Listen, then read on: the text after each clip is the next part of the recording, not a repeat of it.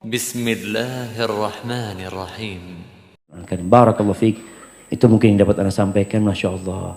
Anda ada pertanyaan kayaknya setengah kilo pertanyaan.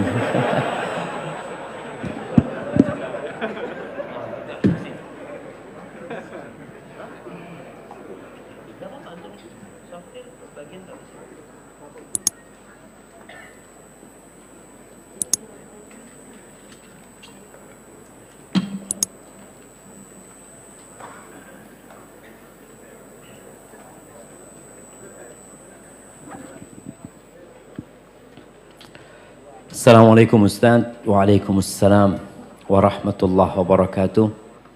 Saya mau tanya, bolehkah kita di setiap sujud saat sholat kita membaca doa yang ada di dalam Al-Quran? Begini, ada larangan membaca Quran ketika ruku dan sujud. Membaca Al-Quran, artinya membaca Al-Quran, membaca dengan berharap satu huruf dapat 10 kebaikan. Tapi kalau kita baca doa, boleh enggak kita baca doa yang ada di dalam Al-Quran, tapi tidak meniatkan baca Quran? Antum sujud, Rabbana atina fid dunya hasanah. Ini berapa pahalanya sudah ya? Nggak boleh. Karena antum berarti baca Quran. Tapi kalau antum hanya doa, enggak, ana mau baca doa aja, maka enggak ada masalah. Jadi tergantung niatnya. Mohon nasihat Ustadz untuk yang mulai kecanduan game. Ada yang mulai, ada yang sudah kecanduan. Ahibati fillah, min husni islamil mar'i tarkuhu ma la ya'ni. Termasuk bentuk baiknya Islam seseorang itu meninggalkan hal-hal yang tidak berguna buat dia. Yang tidak berguna buat dia. Subhanallah, bagaimana para salafus soleh, para ulama itu. Dia itu daripada makan, dia milih rotinya itu dia hancurin, dia masukkan ke air, terus dia minum. Kenapa? Ditanya katanya. Iya, antara ngunyah roti sama minum itu bisa baca 50 ayat kata dia.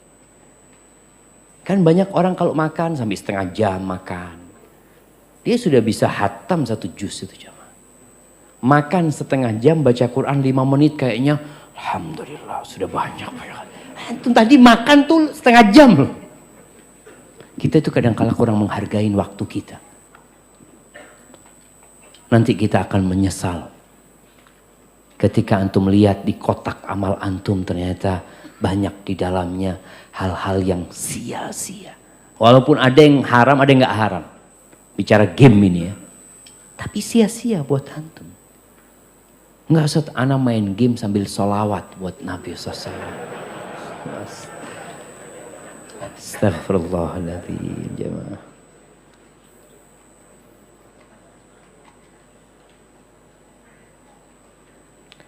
Nah, ana lihat pertanyaan yang mungkin berkaitan dengan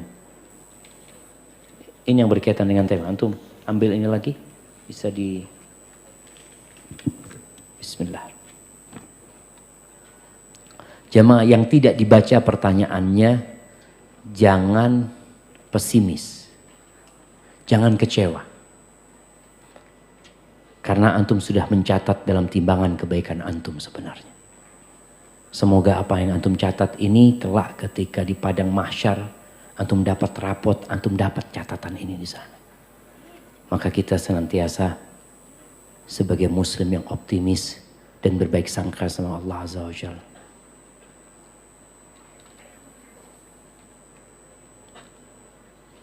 Saya seorang PNS yang langsung berhadapan dengan masyarakat. Mengenai masa depan, saya tidak mau memiliki jabatan tinggi dan hanya berfokus pada pelayanan prima. Jadi apa ini termasuk dosa? Karena saya hanya ingin menjadi PNS yang sadar akhirat. Iya, ahibati fillah. Jabatan itu sebenarnya bisa menjadi manfaat dan bisa menjadi mudarat gitu loh. Ada orang yang mengejar jabatan karena ambisi dunia. Dia kepingin lebih dihormatin masyarakat, dia kepingin gajinya lebih besar. Tapi ada orang yang bekerja, enggak Ustaz, anak kepingin lebih bermanfaat buat manusia. Maka kembali kepada niat. Kalau dikatakan enggak Ustaz, anak takut kasih jabatan yang lebih tinggi. Takut nanti hari kiamat anak ditanya tentang jalan-jalan yang bolong-bolong itu. Wallahi anak kalau lewat jalan bolong jamaah, anak berpikir bakal ditanya nih sama Allah yang jadi pejabat nih. Yang jadi pemimpin penguasa bakal ditanya.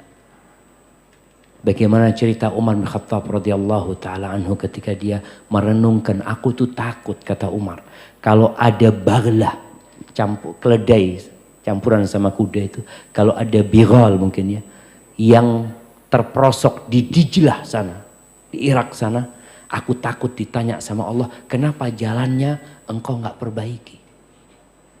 Itu binatang. Gimana dengan orang-orang yang dapat jabatan yang kemudian jalan bolong, orang tabrakan, orang jatuh di sana, bakal ditanya sama Allah Azza wa Jalla. Maka tatkala antum berpikir untuk naik jabatannya, berpikirlah untuk memberikan manfaat, bukan antara antum sama masyarakat, tapi antara antum sama Allah Azza wa Jalla. Allah tahu dengan apa keinginan kita sebenarnya. Jadi nggak ada masalah kalau orang nggak anak takut, saat kayaknya anak mencukupkan diri dengan yang seperti ini, tafadhol, nggak ada masalah. Cuma semakin antum memberikan manfaat kepada orang lain, kata Nabi SAW, ahabbun nas ilallah anfa'uhum linnas. Orang yang paling dicintai Allah adalah orang yang paling bermanfaat buat orang lain. Apa benar Ustadz ada seorang ahli ibadah yang bisa baca masa depan seseorang? Entah itu tentang anak, rizki, bagaimana hukumnya jika ada percaya karena sebagian omongannya ada yang benar. Ini mungkin dia berbicara tentang karomah. Karomah itu memang ada. Karomah itu Allah berikan kepada orang-orang yang Allah muliakan ya. Omongannya kadangkala benar gitu. Seperti ucapan Abu Bakar Siddiq radhiyallahu taala anhu. Sebelum dia meninggal dunia dia menyebutkan nanti harta warisan itu jangan lupa dikasih adiknya, adik perempuannya, lupa ya. Dan ternyata betul lahir anaknya itu perempuan atau laki seperti yang Abu Bakar ucapkan. Jadi karomah itu ada, tapi bukan bisa membaca masa depan seseorang, nggak bisa. Jadi Allah berikan karomah kepada dimuliakan yang nggak bisa dipelajari sebenarnya hal itu. Itu yang disebut dengan karomah. Tapi kalau bisa membaca masa depan seseorang, tadi kita sudah baca ayatnya di surat Luqman, bosnya nggak ada yang tahu dengan apa yang terjadi besok kecuali Allah. Wa ma tadri nafsun madza taksibu ghadan. Itu ilmunya Allah Azza wa Jalla. Nabi pun tidak tahu dengan apa yang akan terjadi besok. Sampai ketika ada dua bocah perempuan sedang bersenandung ya, lebaran itu dia menyenandungkan puisi-puisi pujian buat Nabi SAW. Tahu-tahu dia mengatakan wa fina nabiyyun ya'lamu ma fi ghadi, dan di antara kami ada nabi yang tahu dengan hari esok. Maka Nabi menegur orang itu. Quli ma kunti taqulin. Ngomong yang biasa, artinya jangan mengatakan yang seperti itu.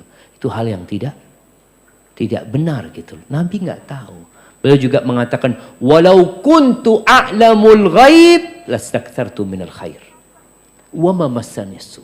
Kalau aku tahu dengan yang gaib, aku akan berbuat baik yang banyak dan aku tidak akan ditimpa dengan musibah sedikit pun.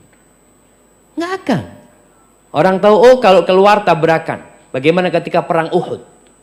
Apakah Nabi tahu bahwasanya akan ada 70 sahabat yang tewas di perang Uhud? Beliau akan terluka? Enggak. Nabi nggak tahu. Jadi kalaupun Nabi pernah menyampaikan sesuatu tentang masa yang akan datang, itu wahyu dari Allah Azza wa Jalla. Artinya Allah ngasih tahu Nabi SAW. Bicara karomah itu bukan orang itu tahu dengan masa depan seseorang, enggak. Jadi Allah berikan kemuliaan yang kadang-kala omongannya itu benar gitu ya, seperti itu. Tapi bukan kemudian dia jadi dukun jamaah ya, tahu semuanya, enggak. Dia hanya mengatakan pada saat Allah memberikan karomah kepadanya. Dan hati-hati dengan orang yang mengaku punya karomah. Waliullah itu nggak ngaku-ngaku saya ini waliullah gitu loh. Karena para waliullah mengatakan la ya'riful wali illa wali. Yang tahu waliullah itu wali juga berarti. Jadi kalau antum mengakui dia wali, ana juga wali sama kayak antum. Maka hati-hati dengan yang seperti ini karena pada saat ini banyak dukun-dukun yang berkedok ustadz. Iya, banyak. Karena dukun yang model dulu, paranormal dulu itu sudah nggak diminatin sama masyarakat. Gitu. Barakallahu fikum.